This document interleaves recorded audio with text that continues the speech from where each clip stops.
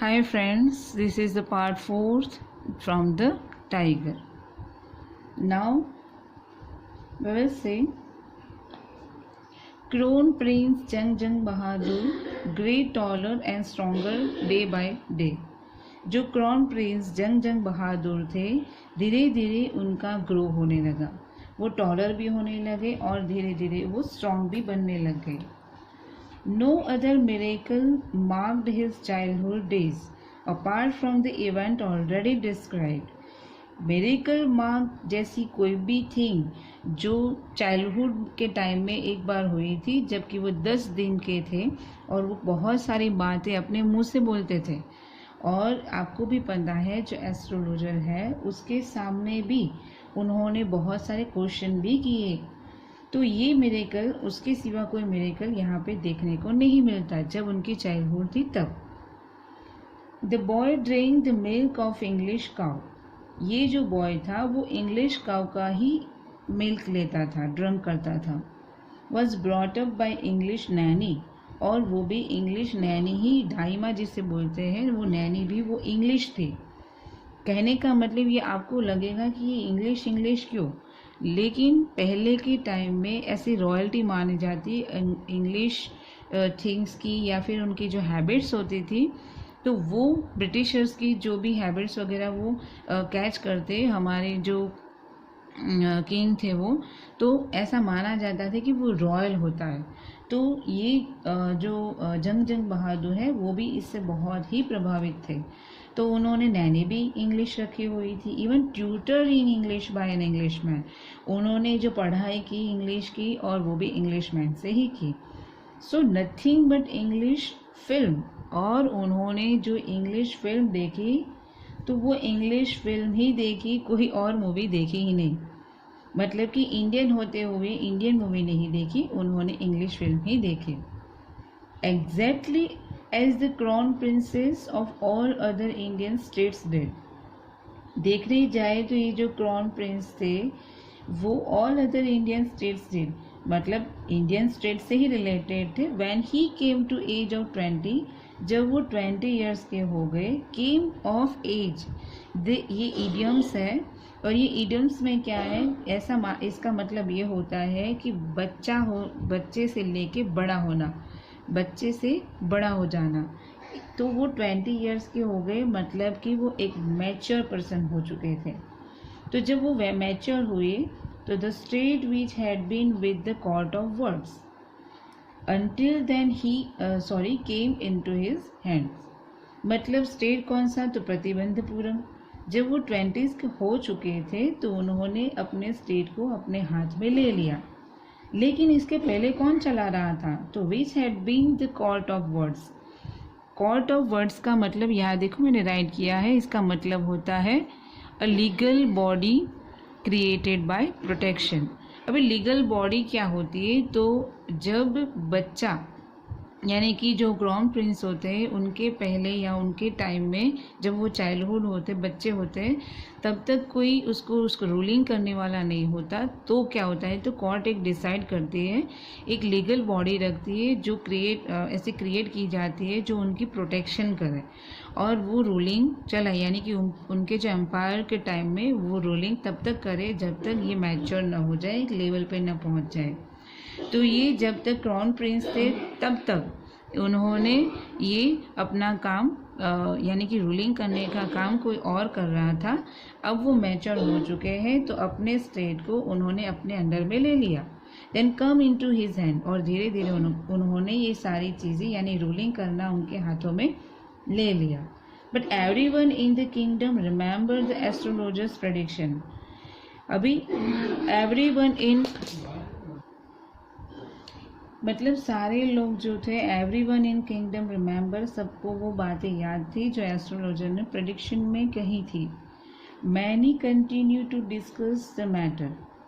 और ये जो कंटिन्यूटी, ये भी सारी चीज़ें सब लोगों के बीच में वैसे भी चालू थी कि ऐसे प्रेडिक्शन किए हैं तो ये किंग मरेगा तो टाइगर से मरेगा. वो slowly it come to the Maharaja's ear. धीरे धीरे लोगों के साथ बातें होते होते धीरे धीरे जो महाराजा थे उनके कान तक ये बात आ चुकी थी. There were innumerable forest in the Pratibandhapuram state. वहाँ पे इन्यूमरेबल बोला है यानी अनकाउंटेबल फॉरेस्ट है प्रतिबंधपुरम के स्टेट में. They had tigers in them, और वहाँ पे आप जानते हो कि वहाँ टाइगर भी बहुत थे. The maharaja knew that old saying. Maharaja ये मतलब पहले उन्होंने कहा था कि you may kill even a cow in self defence, यानी कि ऐसे सुना है, ऐसा बोले थे क्या कि you may kill even cow in self defence, अपनी सुरक्षा के लिए हमें अगर काउ को भी मारना पड़े तो मारना चाहिए. There could certainly to be no objection to killing tiger in self defense. तो obvious है कि अगर सेल्फ डिफेंस के लिए हमें टाइगर को मारना पड़े तो उसको तो मारना ही चाहिए. तो उसमें तो कोई ऑब्जेक्शन रहेगा ही नहीं, क्योंकि वैसे देखने जाए तो काऊ हमारी होली एनिमल है और उसको तो हम नहीं मार सकते, लेकिन अगर सेल्फ डिफेंस की बात आती है तो उसको भी आप मार सकते हो. तो अभी मैं टाइगर को मारूंगा तो इसकी ऑब्जेक्शन कोई नहीं करेगा, वैसा वो मानते हैं. The Maharaja started out on a tiger Hunt. फिर महाराजा ने स्टार्टिंग कर दी जो टाइगर हंट को हंट करने की. The Maharaja was thrilled beyond measure when he killed his first tiger. उन्होंने फर्स्ट टाइगर मारा तब एक अलग सी थ्रिल, मतलब एक अलग सी लहर छा गई उनके दिमाग और चेहरे पे. He sent for the state astrologer and show him the dead best. और इतने हैप्पी हो गए कि उन्होंने जो एस्ट्रोलॉजर, जो स्टेट के एस्ट्रोलॉजर थे, उनको कहा एंड शो हिम, उनको बताया. क्या बताया? The dead best. Dead best मैंने यहाँ पे राइट किया है, क्या है? Dead animal. और यहाँ पे डेड एनिमल कोई और नहीं, टाइगर ही था. तो ये टाइगर को जो उसकी डेड बॉडी भी दिखाई उनको. व्हाट डू यू से नाउ, ही डिमांडेड. मीन्स किंग बोल रहे हैं, जो महाराजा बोल रहे हैं कि अब क्या है, अब क्या बताओगे, अब क्या कहना चाहते हो इसके बारे में. Your majesty may kill 99 tigers in exactly the same manner, but the astrologer drawled. ये एस्ट्रोलॉजर बोल रहे हैं कि your majesty you may kill 99 tigers, यानी आपको अभी कितने मारने होंगे? 99 tigers in exactly the same manners, बिल्कुल इसी तरह से ही आपको मारना है. बट द एस्ट्रोलॉजर ड्रॉल, और ये एस्ट्रोलॉजर है वो कैसे बोल रहे हैं? ड्रॉल का मतलब यहाँ पे स्लो है, यानी स्लोली वो टॉकिंग करते हैं, धीरे से बोलते हैं, जैसे हम बोलेंगे मरमरिंग. तो बिल्कुल मरमर करके वो बोल रहे हैं कि आपको ऐसे 99 टाइगर को मारना है.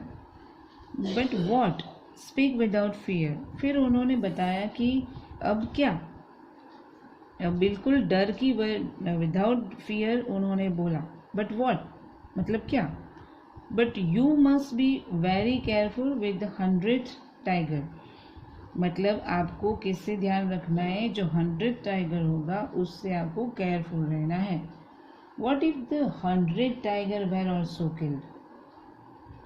अगर, फिर किंग बोल रहे हैं कि अगर मैंने 100 टाइगर जो है 100 में उसको भी मैंने मार डाला तो then I will tear up all my books on astrology, set fire to them and.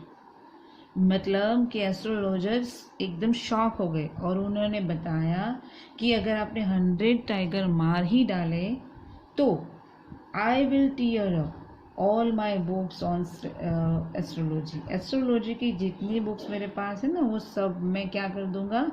set fire to them. मैं उसको जला दूंगा, उसके टुकड़े कर दूंगा. And I shall cut off my tuft.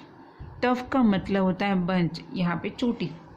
तो उन्होंने बोला कि मुझे करना चाहिए. I shall cut off my tuft, चोटी काट देंगे वो. क्रॉप माई हेयर शॉर्ट, और जो बाल है उसको भी वो क्या कर देंगे? छोटे कर देंगे. And become an insurance agent, और मैं क्या बन जाऊंगा? इंश्योरेंस एजेंट बन जाऊंगा. The astrologer finished all an incoherent not. Incoherent का मतलब होता है अनक्लियर, यानी कि कंफ्यूज हो जाते हैं। ये जो ये सारी बातें एस्ट्रोलॉजर बोलते हैं, उन्होंने बोलते बोलते ये सारी चीज़ें कंफ्यूजन में बोल दी। मतलब कि वो श्योर थे अपने एस्ट्रोलॉजी पे कि ये जो प्रेडिक्शन उन्होंने किया है बिल्कुल सही किया है, ऐसा होगा ही होगा। लेकिन वो महाराजा को डराते नहीं है, वो एक्चुअल में बताते हैं। लेकिन महाराजा को वैसे कोई फ़र्क पड़ता हो ऐसा लगता नहीं है। ये मैटर थोड़ी कन्फ्यूज़न है, ये लाइन थोड़ी कन्फ्यूज़न वाली है कि वैसे क्या कहना चाहते समझ में नहीं आया। लेकिन उन्होंने इतना बताया कि लास्ट में वो अपनी चोटी काट देंगे, अपने बुक्स जो एस्ट्रोलॉजी की है वो सारे बुक्स को फाड़ देंगे, उसको फायर कर देंगे। इवन उनके जो हेयर हैं उनको भी छोटे छोटे करके वो इंश्योरेंस एजेंट बन जाएंगे। तो यहाँ तक हम देखते हैं। Then next session, next lecture, next topic. Thank you so much.